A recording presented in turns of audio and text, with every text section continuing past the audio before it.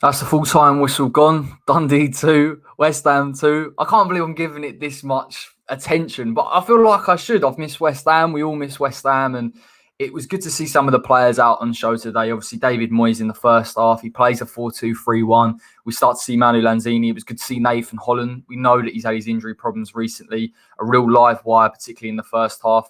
And in the second half, we go to the fullbacks. We get the wing-backs going on. We bring on a Jesse. We bring on Ben Johnson.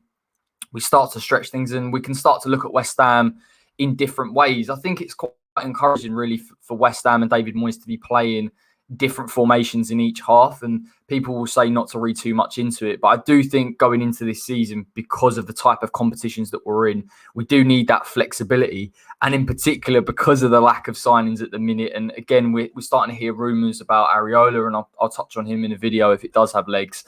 I think we do need to be adaptable with the squad that we've got. The first half, we started slow, predictably, in a pre-season game. You know, the tempo wasn't quite there. I believe Dundee have played a few games previously, and they've obviously, as the commentators kept saying, they've got a League Cup game on Tuesday. You know, their tempo was much better. Their press was better. Seeing Charlie Adam, I can't believe he even still plays football. And listen, he's still got quality, I guess, with that left foot of his, and he gets the goal. It's poor marking if we're going to nitpick from Antonio. We know sometimes the problems West Ham with zonal marking. But to be honest, I don't read too much into it. I really don't either. But in that sense, I was quite encouraged with the way that West Ham were played with tempo in terms of the passing, particularly towards the end of that first half, you know.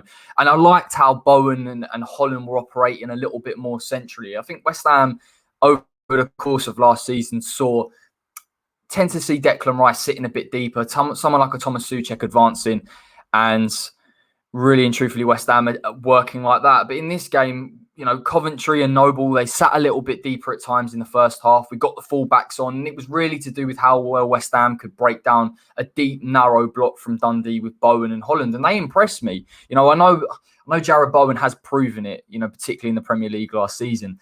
I think he operates better in those central areas. I think he's direct, he's dynamic, he creates things, he can get in beyond. But I did like the way that we set up, and Holland as well. The vision that he showed for some of the passes, he played a ball through to Mikel Antonio, linked up very nicely with him. Again, there are positives there to be had, and Holland will be a player that I'll be interested to see how we use him in pre-season. It'll give us a big indication as to his future at West Ham, whether he stays within the squad for next season or whether he goes out on loan. And the same is for Connor Coventry. I want to talk about Manu Lanzini as well. Now, what I liked about the way that West Ham were trying to play, because we were very incisive in getting into those central areas with Bowen and Holland, and Lanzini was quite a big part of that. I think he's approached the game with great tempo, you know, the ability to turn players, to keep the ball, the availability that I touched on last season. And it's encouraging for me, because I think Manu's a player that needs to be sharp. And again, over the past 2 seasons or so, we haven't really seen him be really sharp, or I think David Moyes has found it quite hard to use him effectively. But I think we're beginning to see the role that he can play. And I was encouraged to see the way that he was coming deep at times and keeping the ball and showing himself and keeping the tempo, but also getting in beyond a little bit and working with Mikel Antonio, Holland and Jarrod Bowen. Second half, it obviously changes in the way that West Ham want to play. Ekwa comes on, Connor Coventry. They play more advanced midfield roles. I've got to be honest with Connor Coventry.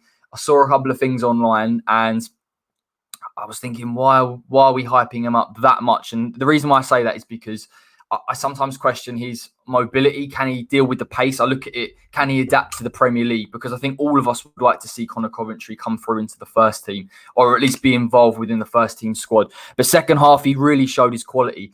His forward passing has always been impressive to me. I really like how incisive his passing is. You know, we talk about sometimes, and particularly through the past couple of weeks with England, are we not trying to play through the lines enough? And to be fair to Connor Coventry, and we'll look at it as, well, it's just Dundee, he's still making those passes, and he's making those passes against a deeper block, and it's not easy to do that. So I was very much impressed with that.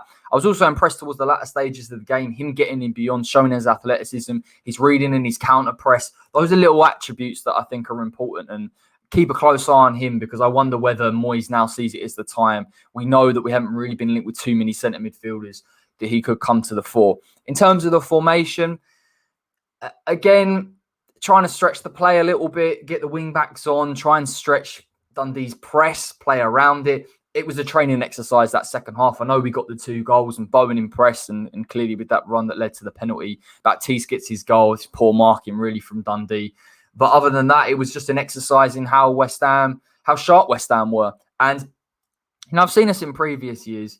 It's been very tepid, very, very tepid. But the one encouraging factor, I think, even in that second half where I don't think we threatened as much or didn't create as many clear-cut chances despite getting the 2 goals, just the tempo of the passing, the confidence of the players, how comfortable we were in terms of the positions. It's a good thing to see. And again, you want to see your players get the bit between their teeth, even in that first game of pre-season. Now, like I said in the beginning of this video, try not to throw too much onto pre-season. The biggest outtake, to be honest, from the game was the fact that Felipe Anderson didn't come on.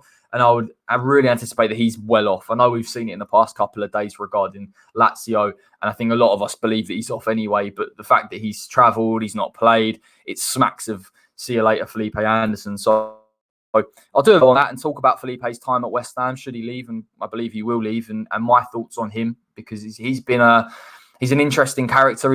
Listen, on his day, he's a brilliant player, isn't he? But it hasn't quite worked at West Ham, and particularly under David Moyes. But that is my match review. West Ham 2, Dundee 2.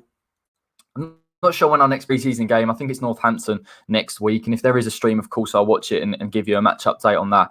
I'll bring out an Alphonse Areola video because I am really, really interested to talk about him, the quality that he could possess. And we'll talk a little bit about the type of deal that it is. I believe it's been rumoured that it's a loan with an option to buy, which fills me a little bit with dread. I'd like a loan with an obligation to buy because he has proven it in the Premier League before. It could mean that West Ham could have 2 top quality number ones, which is huge. And it may mean that someone like a Darren Randolph goes out the door. Thank you so much for joining me today. I'll always plug it and make sure to go and check out the West Ham Way Patreon. I believe they've had quite a few guest interviews going on at the minute.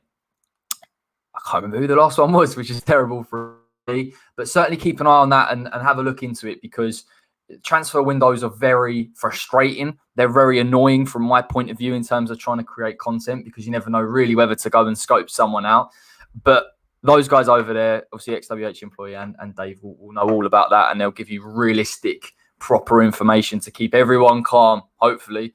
And of course, you've got the West Ham Way website. Loads of articles will be going up there. I'm sure there'll be a few articles today regarding that game. So keep your eyes peeled. Check for that. Like the video. Subscribe to the West Ham Way.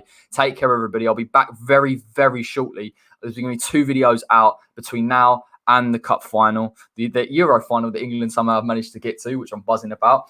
We're going to have someone on, Harry Symeou from the Chronicles of a Gooner. He's very into his Italian football. So I wanted to get him on to talk a little bit about the Italian team and what England can expect from them.